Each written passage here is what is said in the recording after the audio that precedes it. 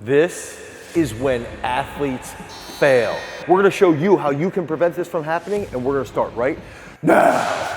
We talked about the honeymoon period in our previous periodization video, but what about when athletes start to fail and they really start to struggle? So why do athletes fail at certain points in their career? Is it because there's a lack of understanding of when their crazy struggles might actually occur? Is it a poor understanding of exercise selection? Maybe even a failure with reps and sets, or maybe a just blanket failure around periodization, not having a clear understanding of what periodization actually is. When we have a proper analysis of what periodization actually is, we can then prepare for the ebbs and flows of strength training and of sports performance development. Periodization is important for athletics. It's important for general planning, and most importantly, it's a lot of importance, it's really, really crucial to structure.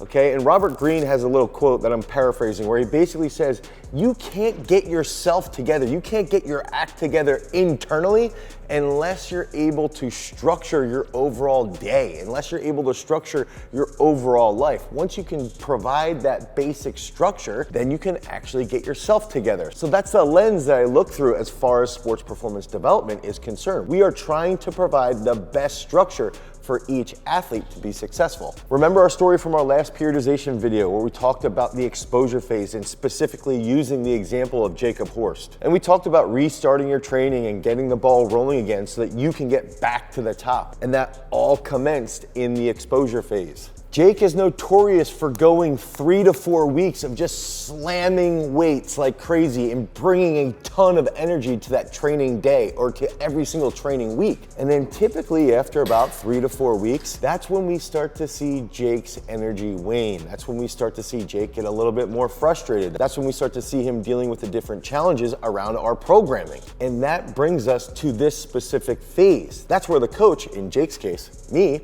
or if that's you and your self-coach situation, or if you're a coach and you have athletes similar to Jake, now you can be more prepared for that period and you can help them understand those different hurdles that they need to overcome. But in essence, all coaches must be prepared for this so that we can plan ahead and work forward as effectively as possible. The hardest part of training happens right after that honeymoon period.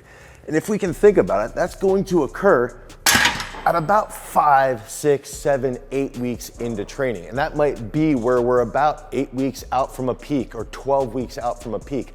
This is called the comprehension phase. This is the hardest part of training. We've got to make it through week 5, week 6, week 7, week 8, and we have to understand that really we just need to put our nose down and grind. So again, this phase is called the comprehension phase. This is the point in training where it's time to figure out that you have to or get off the pot. There are 0 options other than doing work. You have to train hard during this phase. It is going to be extraordinarily difficult, and we're gonna lay out all those specific things shortly. So again, this is the comprehension phase. This would be week 5, 6, 7, 8. If we're looking at 20 weeks of training, this is the second phase of periodization. And if we're even training for something like football, let's say, this is when we're gonna be about 12 weeks out from the season. So this could happen about May or June, somewhere around that time frame for a sport like football. If we're talking about a sport like swimming that's done in the middle of winter, around November, this might be happening, the comprehension phase would be happening around August. So that's what we're gonna go into now, is we're gonna give you all these different things that are specific to the comprehension phase. All right, so let's go over these specifics. So we're in the comprehension phase. This is going to be week 5, week 6, week 7, week 8, okay? So ideally, this would put us about 8 to 12 weeks out from that peak or that season opener, probably closer to that 12-week time frame, all right? And so the big attributes here that we're gonna look at is volume is going to keep rising, okay? So we've already been training for 4 weeks, and then we're into week 5, week 6, week 7.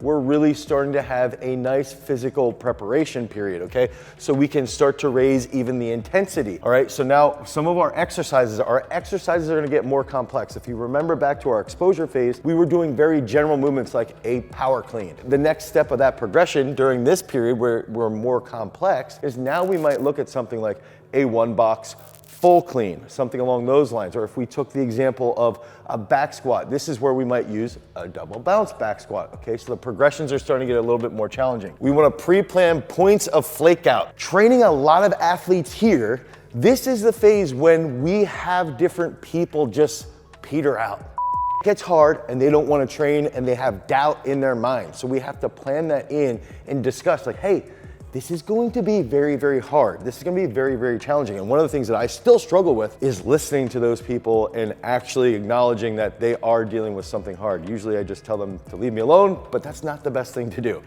Okay, the other thing we have to do is this is gonna build into the next key phase. The next phase after comprehension phase is the most important phase. We've gotta also know the season of the year and the strength characteristics for those specific sports that we're training. If we have a field hockey player, a swimmer, or a tennis player, it's gonna be different times of the year, and we have to know that, but we also have to know those strength characteristics. So this might be blast impulse, this might be sustained impulse training, this might be power 15 plus if we have a wrestler and they're scrambling. Okay, so we have to understand that. The key adaptations are gonna be skill development, okay, so we're doing more complex movements. Absolute strength and power, so we wanna build their back squat, we wanna build their bench press, we wanna build their pull-ups. Impulse, so that means moving heavy weight fast, moving heavy things very rapidly in a short time frame. That's gonna be that impulse expression. And then obviously here we're getting into the sport identification. Again, 8 to 12 weeks out from the peak, the season opener, know the sport types. Are we dealing with court sports? Are we dealing with a combat athlete? Are we dealing with a field sport like football? Or are we dealing with power-based sports like throwing? We have to identify that, so that helps us understand the strength characteristics that we're building towards. Okay, so during the comprehension phase, now we've got to think about exercise types. Okay, so if we look at the exercise types, we're gonna help lay out this entire day. So all this stuff's sort of piecing together. Okay, so 1A would be technical coordination movements typically. If we have someone who's really, really weak, we might do the absolute strength movement first, but likely it's going to be a technical coordination movement. So this again might be that example of instead of doing a power clean, which we did in the exposure phase, now we're in week 5, week 6, week 7, week 8, possibly week 9, this might be a 1-box power clean or a 1-box full clean. So we're not getting too complex with the variation yet, but we're just adding in that elevated box position.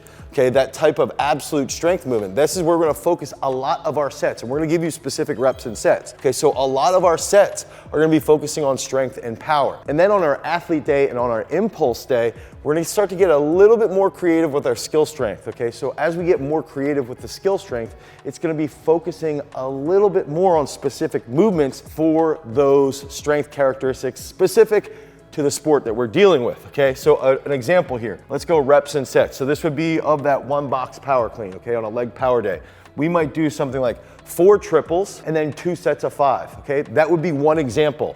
Another example, so again, this is one example. The second example for that 1-box clean would be 5 sets of 4, and we just slowly build up over time. And then maybe some weeks we just hold that static position. Another example would be a wave that goes a set of 4, a set of 3, a set of 2, and then you repeat that wave. You go a set of 4, a set of 3, a set of 2. Okay, so those are gonna be examples of reps and sets during the comprehension phase with technical coordination movements. So it's pretty high volume, but we're still gonna be able to hit those doubles, which will be a little bit heavier. Absolute strength examples, so a back squat, a bench press. That might be 3 sets of 5, 2 sets of 7. Okay, another example, 5 by 5, the classic. 6 by 6, another example, another great one for a bench press to really blow up, 6 by 6. Or we might even push a little bit heavier, 3 triples, but then we do drop set of 6 or drop set of 9 after that to add that extra volume in, okay? And then for the hypertrophy movements at the end, or the accessory movements, we're still gonna be focusing on getting that big pump and improving the actual contractile size of the muscle. Okay, so that's gonna take us into specific workout splits, everybody's favorite. Okay, so now we're gonna go workout splits. Day 1, okay? Day 1 would be a leg power day. And that would be set up with a technical coordination movement, an absolute strength movement, and then a hypertrophy exercise. So 1A would be technical coordination, 2A, and this could be 2B as well, absolute strength. Maybe we start to use contrast method. Maybe we start to use something with dynamic trunk control. 3A might be 3A, 3B, 3C, some type of hypertrophy exercises, okay? And then that day 2, that's gonna be our upper body power day.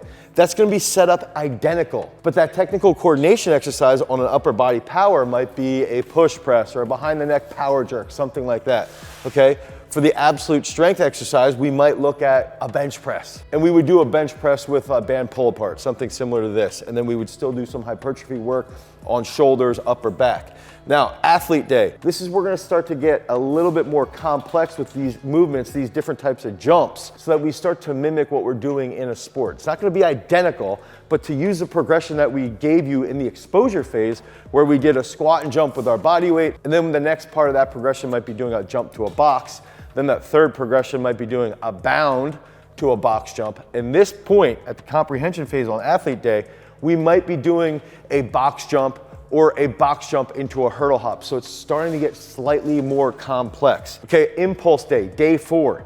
This is where we're gonna do something with a moderately loaded technical coordination movement. So we might be doing a high hang power clean a little bit faster, okay, at a lower percentage. So let's just say 70, 75%. We don't use percentages usually. We usually just use auto regulation, and we wanna see that bar moving quickly. And then on impulse day 2A would be a unilateral movement that's fast. So let's say a single leg squat that's moving quickly, okay? Boom, boom, boom. We want that to be unbroken. Okay, and then 3A is gonna be some type of comparison where we might do some aggressive reverse hypers, something along those lines, but impulse day again comes back to moving heavy weight fast. Again, moderate weight fast as well. And then finally, hypertrophy day during comprehension phase. Hypertrophy day will be more bodybuilding focused. We wanna look at what's the sport that they're playing. Are they a baseball player? Well, we want to build more structure around their shoulders, around their lats, so everything's a little bit healthier. That's gonna happen on that day 5. Okay, if we have a swimmer, that's gonna be pretty similar. We wanna work on pulls. Okay, if we have, let's say, a shot putter, we're gonna do more hypertrophy work for their bench press to blow up their bench. Okay, so it's gonna get slightly more specific to their sport, but it's still more bodybuilding style on day 5. Now, if you have an athlete that only trains 3 days a week, you would likely take off the hypertrophy day and then you would pick between these 2 days, okay? So keep that in mind. This is where the system gets pretty dynamic. This is where Garage Strength program design can be dynamic specific to your needs, okay? So if you have an athlete or if you're an athlete, you only train 3 days a week, you've gotta have these 2, and then you likely would pick between these 2 for what that third day is going to be. So in the comprehension phase, we are building that engine, okay? Think about that. We came out of the exposure phase, now we've got a bigger base. We can do more volume and we can really start to add that load with a higher intensity. And if you want to learn more, make sure you check out our Garage Strength program design, where we've got a 5-hour course with in-depth explanations and program templates that will help you with identifying the specific sports, with identifying what those exercises need to be, with identifying that time of year, and then all the way down to those reps and sets. And this is all based off of exactly how we program here with our elite athletes at Garage Strength. Trying to write programs can be extremely overwhelming. When I first started writing training programs, I would struggle with, what should I put on a specific day?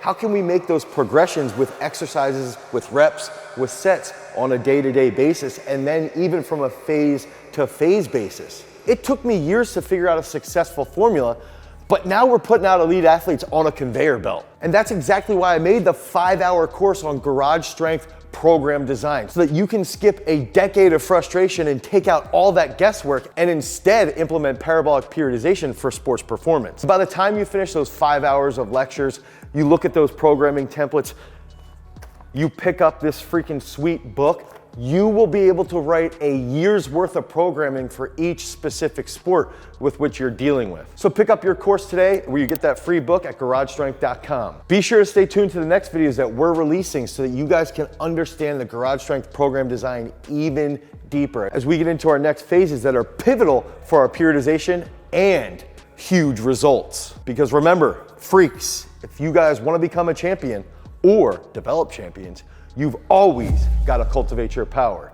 Peace.